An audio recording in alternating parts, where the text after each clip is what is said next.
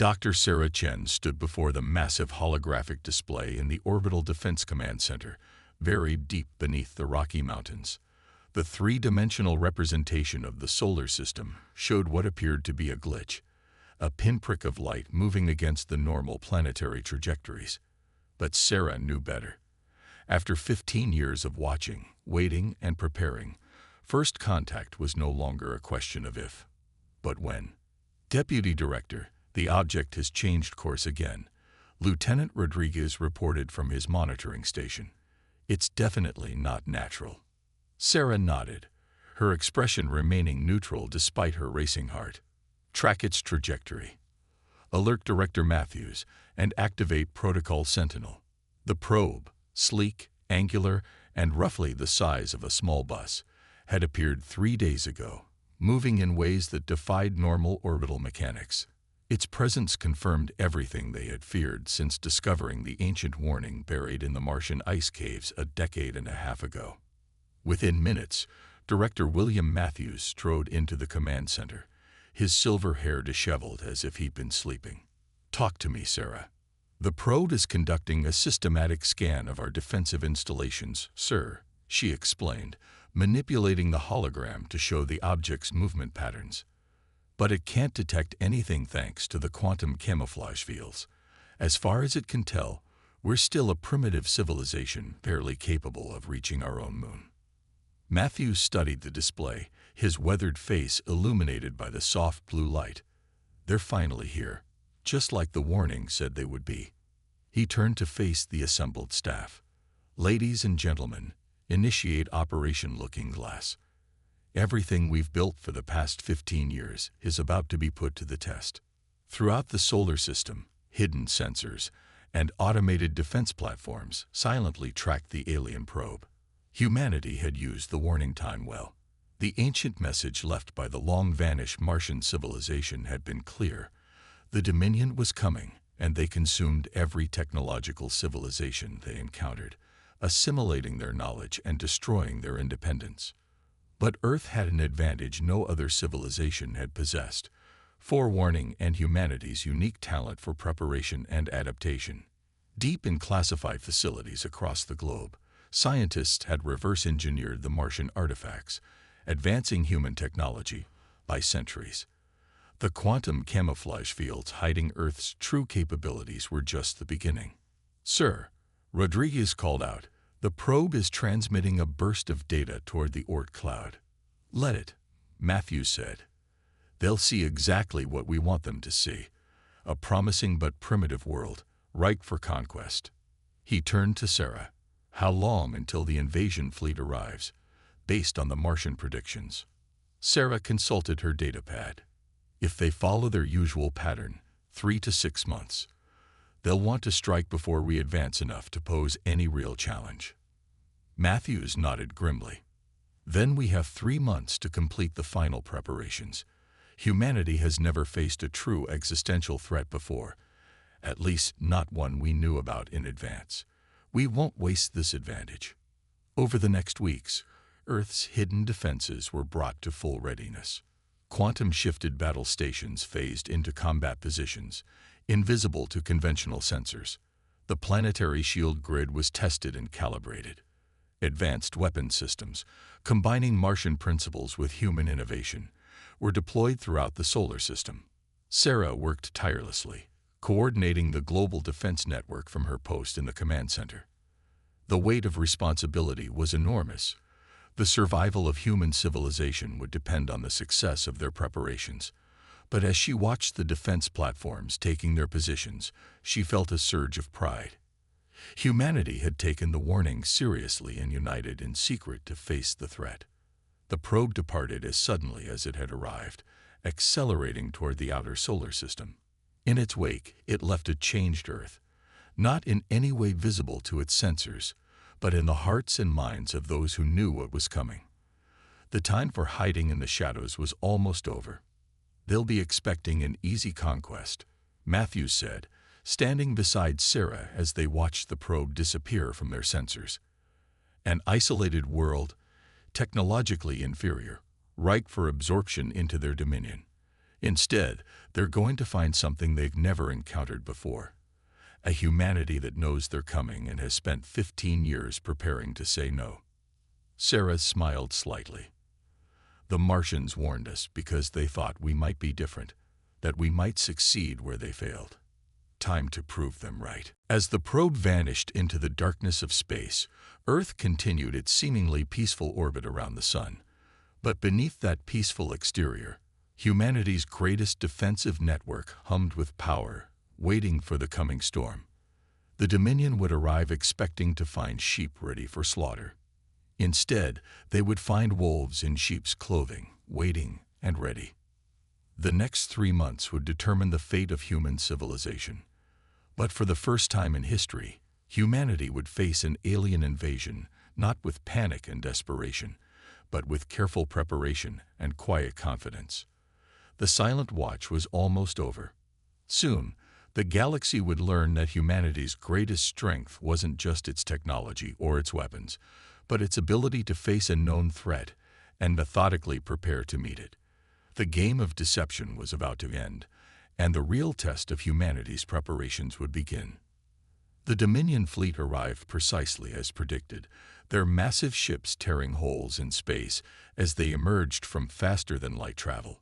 Sarah counted 37 capital ships, accompanied by over 100 smaller vessels, right on schedule and exactly as arrogant as the Martian archives had warned. All stations maintain quantum camouflage. Director Matthews ordered from the command center. Let them make the first move. The Dominion's command ship, a behemoth nearly 5 kilometers long, took up position in high Earth orbit. Its angular hull bristled with weapons that could reduce cities to ash. But thanks to the quantum camouflage, they couldn't detect the web of defense platforms surrounding them, each one containing weapons that could punch through their most advanced shields. Incoming transmission. Lieutenant Rodriguez reported. They're broadcasting on all frequencies, all languages they could detect from our public communications. Put it through, Matthews ordered, nodding to Sarah. Time to meet our visitors.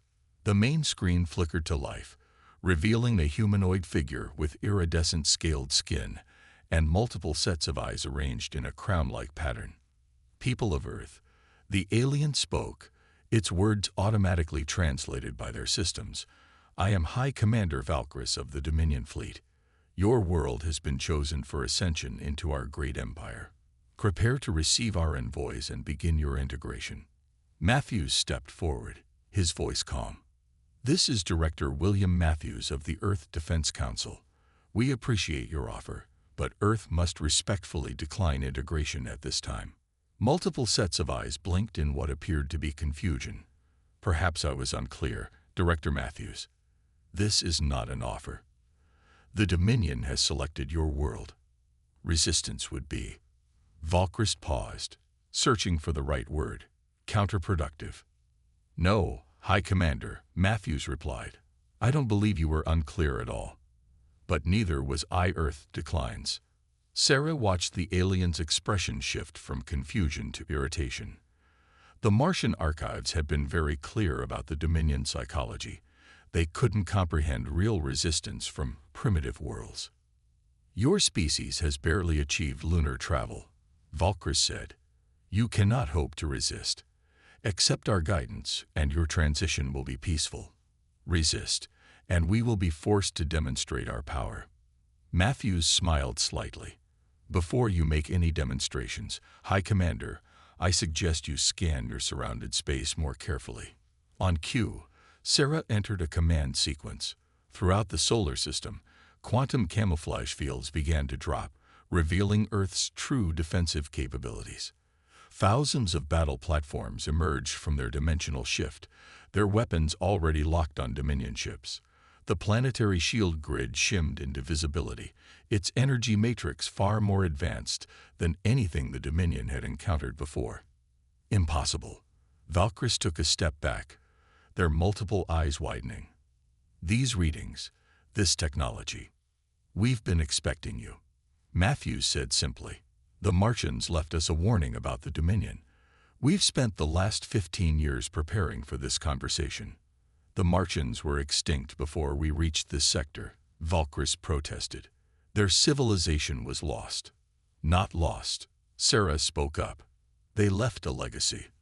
One they hoped humanity would use more successfully than they did. We're not the primitive civilization your probe reported, High Commander. That was what we wanted you to see. Alarms began blaring on the Dominion command ship as their sensors detected more and more of Earth's defenses. Their weapons powered up, but Sarah noted with satisfaction that they hesitated to fire. The Dominion wasn't used to finding advanced technology in the hands of their intended victims. You have 1 hour to withdraw your fleet beyond the orbit of Pluto, Matthews stated. After that, we will consider your presence an act of war, and High Commander. He paused, making sure he had Valkyries' full attention. The weapons you can detect are only half of what we have hidden. Don't make us reveal the rest. The transmission cut off. Sarah turned to Matthews. They won't retreat. The Martian archives were clear about their psychology. They can't accept being challenged by a lesser species. Matthews nodded. I know, but now they'll be angry and unsettled. They'll make mistakes. He turned to the command staff. All stations, prepare for combat. Operation Darkness is now active. Throughout the solar system, hidden weapon platforms began charging their primary systems. The quantum phase cannons, designed to bypass conventional shields entirely, powered up. Earth's own fleet of advanced ships, kept secret in dimensional shadows, prepared to emerge. Sir, Rodriguez called out, the Dominion fleet is taking up attack formations. Energy readings indicate weapon charging sequences. Let them make the first move, Matthews ordered. Everything depends on them being the aggressors. The moment they fire, activate the Lazarus protocol. Sarah checked the status of their defensive grid. Everything was ready. Humanity had spent 15 years preparing for this moment, developing weapons and defenses the Dominion couldn't anticipate. The element of surprise was their greatest advantage. The next few minutes would determine the fate of Earth.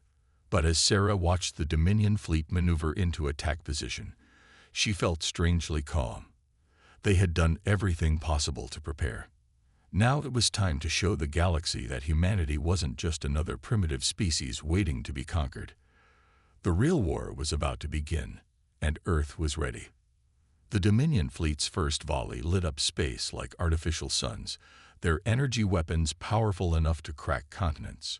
But the beams never reached Earth's atmosphere. Instead, they encountered the planetary shield grid, which didn't just block the attack, it absorbed it.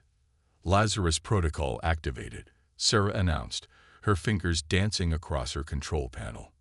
Power absorption at optimal levels. Shield grid is channeling the energy. Director Matthews watched as the absorbed energy was redirected through the quantum matrix network they had spent years perfecting. Let's show them why you don't give your opponent time to prepare. Execute Pattern Sierra. Earth's defense platforms responded instantly. But instead of firing conventional weapons, they released swarms of microscopic quantum drones, another innovation born from studying Martian technology. The swarms streaked toward the Dominion ships, passing through their shields, as if they didn't exist. What trickery is this? High Commander Valkyries' voice boomed through their communications, a hint of genuine concern breaking through the Imperial arrogance. Your weapons they're inside our shields. Not weapons, High Commander, Sarah responded, monitoring the swarm's progress. Think of them as very small engineers. Very, very small engineers who are currently reprogramming your shield generators. Across the Dominion fleet, shield systems began failing in cascading patterns. The quantum drones had infiltrated their systems, rewriting their operational protocols from the inside out. It was a tactic the Dominion had never encountered. Subtle, precise, and devastatingly effective. Impossible. Valkyries rage. No civilization at your level could develop such technology. That's the problem with your empire, High Commander, Matthews replied calmly. You've forgotten how to innovate. You just absorb and copy. Humanity does something different. We adapt and improve. The Dominion fleet's response was predictably aggressive. Their ships launched fighters and began maneuvering for close-range combat, trying to overwhelm Earth's defenses with sheer numbers. But humanity had planned for this too. "Launch the Phantoms," Matthews ordered. From hidden bays around Earth's orbit, sleek black ships emerged. They were smaller than the Dominion vessels, but incorporated technologies that even the Martians hadn't mastered. As Sarah watched, the Phantoms engaged their quantum drive systems, allowing them to shift partially out of normal spacetime. The result was spectacular. Dominion weapons passed harmlessly through the Phantom ships, while Earth's vessels could strike with perfect accuracy. It wasn't invisibility or conventional stealth. It was something far more sophisticated, born from humanity's unique interpretation of Martian physics. "Multiple Dominion ships reporting critical systems failure," Rodriguez reported. "Their adaptive algorithms can't compensate for our attack patterns." That was another human innovation. Knowing the Dominion relied heavily on AI systems to manage their ships, Earth's defenders had developed weapons that didn't just damage equipment. They introduced subtle errors into the enemy's command and control systems, creating cascade failures that spread through their network. "Sir," Sarah called out, "they're launching their planet killer platforms." Matthews nodded grimly. "Right on schedule. Execute Operation Mobius." This was the riskiest part of their strategy. The Dominion's planet killer weapons were their ultimate trump card, massive platforms capable of cracking a planet's crust. But Earth had prepared for these too, in a way that would demonstrate just how thoroughly humanity had mastered Martian quantum mechanics. As the planet killer platforms charged their main weapons, Earth's quantum matrix grid shifted into its final configuration. The shield around the planet didn't just protect now, it began to twist space itself, creating a complex geometric pattern of folded spacetime. When the Dominion weapons fired, their energy beams entered the folded space and emerged, aimed back at their own fleet. 3 of their largest ships vanished in explosions that briefly rivaled the sun. By the first ones, Valkyries breathed, actual fear now evident in their voice. "What are you?" "We're human," Matthews answered simply. "And we've had 15 years to think about how to beat you. Want to see what else we've come up with?" The Dominion fleet began to retreat, their formation breaking down as Earth's quantum drones continued to disrupt their systems. But humanity's defenders weren't finished yet. They had one more demonstration planned. "Execute final phase," Matthews ordered. "Show them the gravity lance." Sarah activated the weapon system they had derived from the Martians' most theoretical research. A beam of concentrated gravitational force lanced out from Earth's main defense platform, striking the Dominion's flagship. Instead of destroying it, the beam created a localized time dilation field. From the perspective of the rest of the fleet, their command ship now appeared to be moving in extreme slow motion, effectively trapped in a bubble of stretched time. "That's just one weapon, from one platform," Matthews transmitted to the remaining Dominion ships. "We have thousands more platforms, each with different capabilities you haven't seen yet. Still want to continue this fight?" The response was immediate. The Dominion fleet began emergency faster than light jumps, retreating in chaos. Several ships collided in their haste to escape, their coordination shattered by Earth's quantum warfare. "Should we pursue?" Sarah asked, although she already knew the answer. Matthews shook his head. "No need. They'll be back, but next time with their full fleet. And now they'll be ready for what we showed them today. But not for what we didn't show them." Sarah added with a slight smile. "Exactly." Matthews turned to address the command center staff. "Good work, everyone. But this was just the first battle. Now we prepare for the real war." As the last Dominion ship disappeared from their sensors, Sarah couldn't help but feel proud. Humanity had faced its first real interstellar threat and emerged victorious. But she knew this was just the beginning. The Dominion would return, and next time they would be ready for Earth's quantum technology and dimensional warfare. But that was fine, because humanity would be ready too, with new innovations and adaptations the Dominion couldn't predict. The race was on, and humanity had just proved it was a serious competitor. 3 weeks after the first battle, Sarah stood before the Emergency Council of Earth Defense, presenting her analysis of intercepted Dominion communications. The chamber was filled with military leaders and civilian authorities from every major nation, all united by the common threat. Their response is exactly what we predicted, she explained, manipulating the holographic display to show fleet movements across the sector. The Dominion has never failed to conquer a target world. Our defense has triggered a fundamental crisis in their empire. They're mobilizing everything, Matthews added from his position at the head of the council table. Our quantum sensors have detected over 300 capital ships moving toward our sector. This time, they're not coming to conquer. They're coming to exterminate. Instead of fear, Sarah saw grim determination on the faces around the table. Earth had bloodied the Dominion's nose, but the real fight was just beginning. The good news, Sarah continued, is that our quantum infiltrators are still active in their systems. Every ship that retreated carried our viral technology. We're receiving data on their movements, their technology, and most importantly, their communications with other species. The hologram shifted to show dozens of worlds marked in various colors. These are other civilizations under Dominion control. Many of them are watching what happens here very carefully. Our victory wasn't just a military success. It was a symbol. We proved the Dominion can be fought. And that's why they have to destroy us, Matthews observed. If we survive, their entire empire could unravel. He turned to the assembled leaders. Which is exactly what we want. Sarah nodded, bringing up new tactical displays. Phase 2 of our defense plan is ready. While the Dominion gathers its fleet, our quantum network has been expanding. We've seeded key positions throughout the sector with autonomous platforms, all running on the same principles that let us defeat their first attack. But they'll be ready for those tactics now, General Chen of the Asian Alliance pointed out. Their adaptive systems will have been updated. That's what they think. Sarah allowed herself a small smile. But remember, they only saw our defensive capabilities. They have no idea what we can do when we actually go on the offensive. The hologram changed again, showing a new weapons platform that looked deceptively simple. This is the Prometheus system. It's based on principles we derived from studying how the Martians planned to fight back against the Dominion. They never got to implement it, but we've spent 5 years perfecting their design. And what exactly does it do? Asked the European Union's representative. It turns their own faster-than-light technology against them, Matthews explained.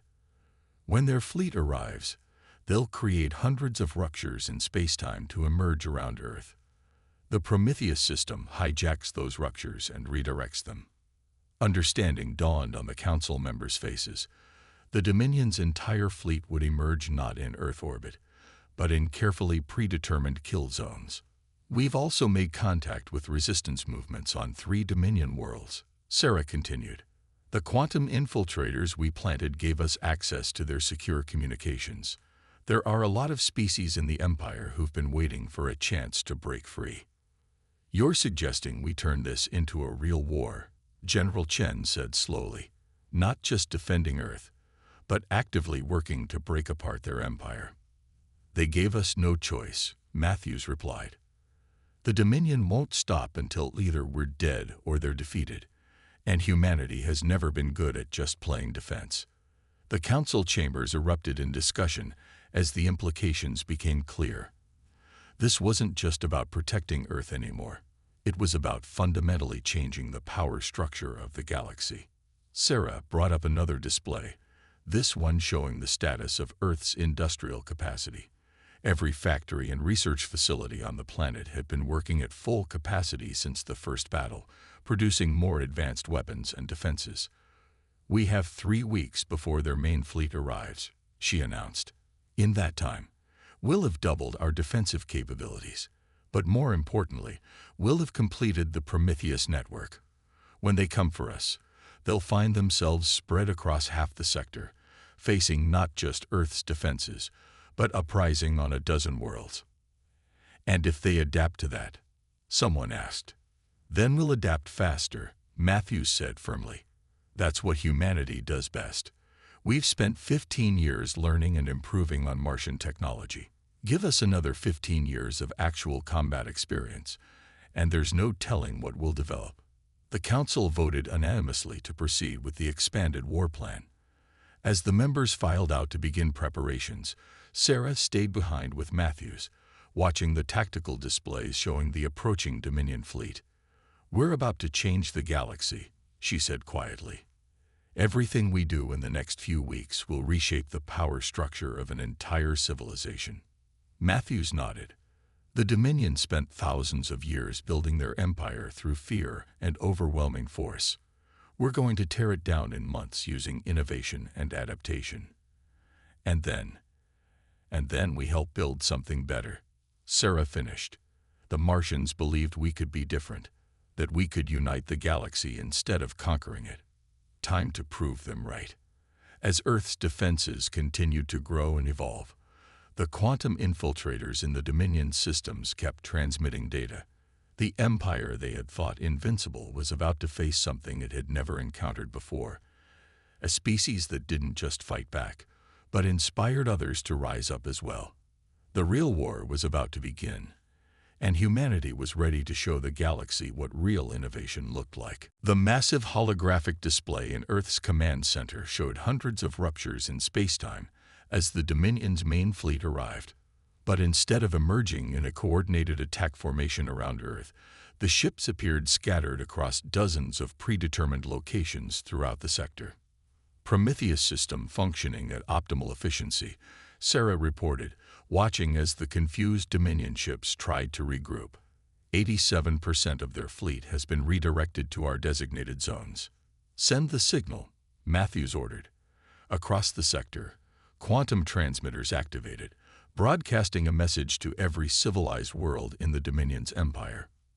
"People of the galaxy," Matthews' voice echoed across thousands of worlds. "The time has come. Earth stands with you. Rise up." The response was immediate and overwhelming. On dozens of worlds, resistance movements that had been secretly armed with Earth's quantum technology launched coordinated attacks on Dominion control centers. Ships that had been lying dormant, infected with Earth's viral technology, suddenly turned on their commanders. Multiple Dominion command centers going dark, Rodriguez announced from his station. Resistance forces are reporting successful takeovers on 17 worlds and counting. High Commander Valkrys's face appeared on their main screen, rage distorting their features. "What have you done? This is impossible." "No, High Commander," Sarah replied calmly. "This is innovation. While you were gathering your fleet, we were teaching others how to fight back. Your empire wasn't as stable as you thought." "Status of the Dominion fleet?" Matthews asked. "Scattered and confused, sir. Their command and control network is collapsing. The quantum viruses we planted during the first battle have spread throughout their entire system. They can't coordinate their forces effectively." The battle unfolded across space as Earth's defensive platforms engaged the scattered Dominion ships. But this time, they weren't fighting alone. Rebel forces from a dozen species joined the attack, using Earth-provided technology to bypass the Dominion's defenses. "Their flagship is attempting to rally their forces," Sarah reported. "Quantum signatures indicate they're trying to establish a new command network." "Perfect." Matthews nodded to Sarah. "Execute final phase." Throughout the sector, hidden quantum resonators activated. These devices, based on humanity's most advanced understanding of Martian physics, created a cascade of interdimensional interference. The Dominion's faster-than-light systems began to fail, their ships trapped in normal space. "Your empire is finished, High Commander," Matthews transmitted. "Your fleet is scattered. Your subject worlds are in revolt. You have one chance to survive. Surrender." "The Dominion does not surrender." Valkrys raged. "We have ruled this galaxy for 10,000 years. "Then you've ruled long enough," Sarah cut in. "Look at your tactical displays. Really look. Your empire isn't falling because we defeated you militarily. It's falling because we showed everyone else they could fight back. On their screens, more and more Dominion control centers went dark as suppressed civilizations rose up. The quantum technology Earth had developed wasn't just a weapon. It was a tool of liberation, allowing coordinated resistance across hundreds of light years. Final status report, Matthews called out. Dominion fleet neutralized, Rodriguez confirmed. 70% of their ships have been disabled or captured by resistance forces. The rest are in full retreat. 23 former Dominion worlds have declared independence. More are joining every minute. Sarah watched as the galactic map transformed, showing the rapid collapse of humanity's first interstellar enemy. But she knew this wasn't really the end. It was a beginning. Incoming transmission, Rodriguez announced. It's from the Dominion Central Council. The screen lit up showing not Valkyries, but a group of elderly Dominion leaders.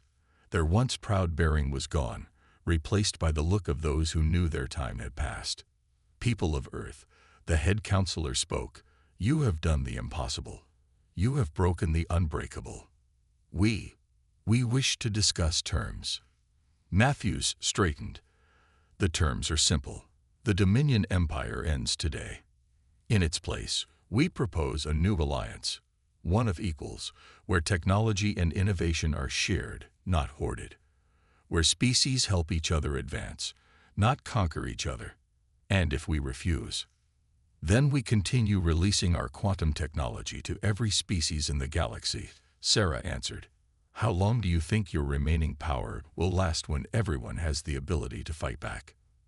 The council chamber was silent for a long moment. Finally, the head counselor nodded slowly. We accept.